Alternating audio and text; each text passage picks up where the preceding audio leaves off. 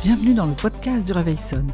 Pour toi l'entrepreneur qui souhaite t'inspirer et être motivé à te lever pour le monde, je te partage mon journal quotidien. À tout de suite.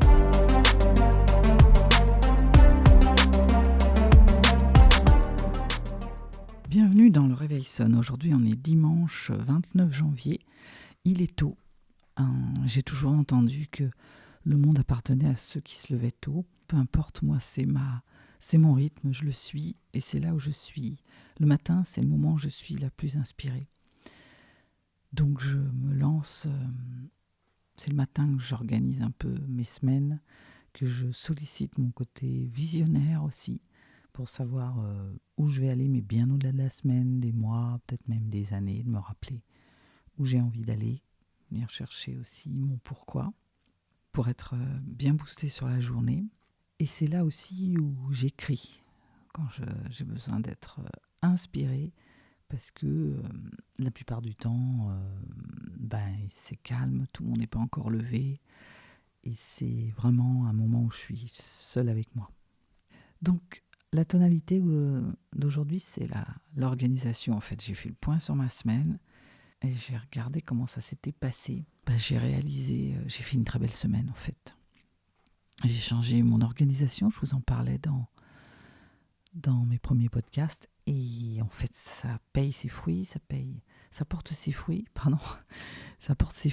Et c'est marrant ce lapsus parce que ça paye, cette semaine, j'ai eu deux clientes nouvelles et j'ai 2 prospects aussi en attente qui vont bientôt peut-être venir. Donc ça paye, ça paye, il y a du résultat, mais ça paye au sens, je me sens bien, je me sens apaisée, je suis en train d'incarner mes rêves en fait, je me rapproche de mes rêves. Donc qu'est-ce qui s'est passé cette semaine ? J'ai changé un truc fondamental, c'est d'arriver à faire ce qui est important, j'ai ralenti sur ce côté vouloir en faire plein. Vous savez, quand vous avez une liste de tâches et que vous cochez et pour voir à la fin ce que vous avez fait, et je sais pas vous, mais moi ça m'est arrivé combien de fois de mettre tous les jours une liste de tâches que je déplaçais parce que j'avais pas réussi à en faire ne serait-ce qu'un quart. Et ça me provoquait d'énormes frustrations à la fin de la journée. Je reportais mes tâches au lendemain et j'arrivais pas tellement à en faire plus. Et à la fin de la semaine, ça m'était vraiment un truc de... j'étais pas contente de moi. Je pouvais même finir par douter, me demander si j'étais bien organisée. Donc j'ai tout essayé. J'ai mis moins de tâches, mais en fait, rien n'y change. Et je crois que ce qui se passe, quand je regarde, moi, en ce qui me concerne, c'est que je me mettais des tâches non importantes, en fait, qui ne servaient pas mes rêves. Vous avez dû entendre parler de la matrice de l'Eisenhower, avec ces histoires de urgent, non urgent, important, non important, que moi j'ai rebaptisé en matrice de l'essentiel. Parce qu'il s'agit de regarder au quotidien qu'est-ce qu'il est vraiment important que tu fasses. Alors moi je suis toujours on a toujours des choses urgentes au sens, c'est à faire dans la journée, c'est l'indérogeable. Comme je vous le disais dans mes premiers podcasts, moi c'est mon crapaud que j'avale tous les matins. Mais une fois que je l'ai avalé, je me centre sur l'important.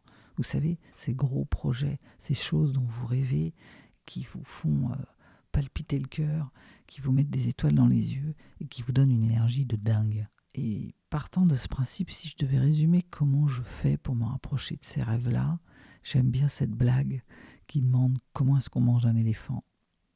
Par petits bouts. Eh bien, par petits bouts, moi j'en fais tous les jours. Tous les jours, je fais des choses qui me rapprochent de mes rêves. Et quand j'ai fait ça, j'ai une sensation de plénitude, d'abord.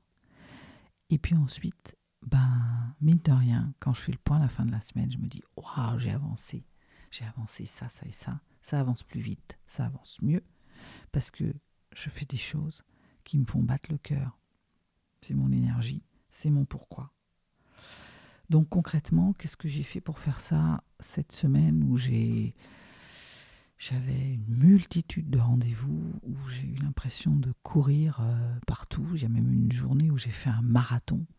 J'ai fait 19 heures sans m'arrêter. Alors c'est pas à renouveler trop souvent, mais j'ai fait 19 heures d'affilée de travail sans pause. Qu'est-ce qui a permis ça? C'est que pendant 19 heures, j'ai pas eu l'impression de travailler. J'ai servi mes rêves.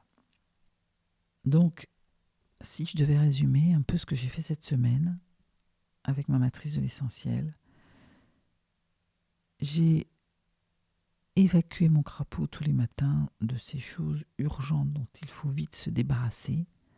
J'ai recentré aussi, je suis passée au tamis du « est-ce vraiment urgent ?» pour ne pas faire 15 000 trucs et se sentir toujours débordé. J'ai arrêté le multitâche, j'ai fait des focus, vraiment sur si c'est important. J'ai regardé au prisme de l'important, c'est urgent ou c'est non urgent. Si c'est non urgent, eh bien je l'ai séquencé, mais même non urgent, je l'ai commencé quand même, par petits bouts. Et l'urgent, je l'ai intégré et je l'ai fait parce que c'était important. Et je suis sortie de cet espace d'illusion de faire des choses aussi qui ne servent à rien du tout, qui sont non urgentes et non importantes, et dont on est pollué en permanence.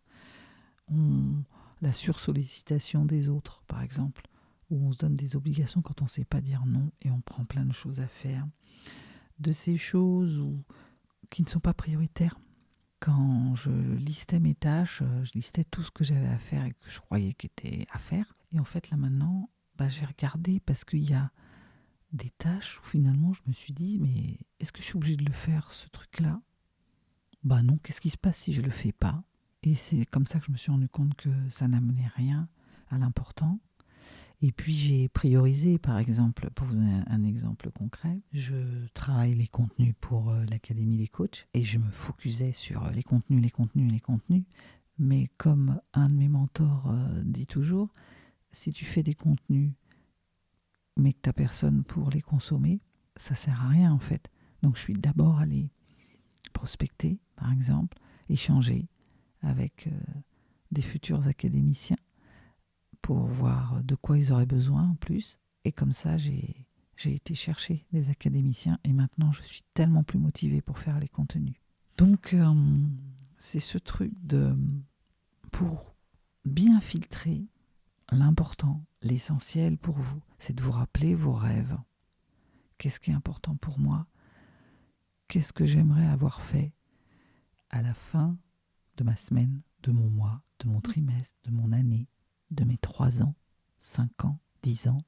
Qu'est-ce que j'aimerais avoir réalisé avant de mourir?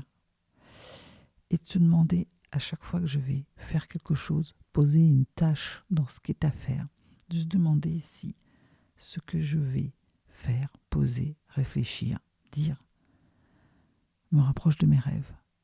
Est-ce qu'on tient le cap ou est-ce qu'on s'éloigne? S'autoriser à le faire parce que on dérive.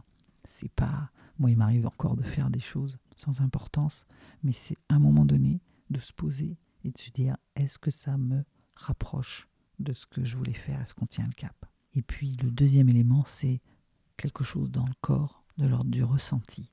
Est-ce que ce que vous êtes en train de faire vous fait plaisir, vous met de la joie, vous fait vous sentir dans un espace de bien-être, ou est-ce que vous êtes comme pressurisé au forceps?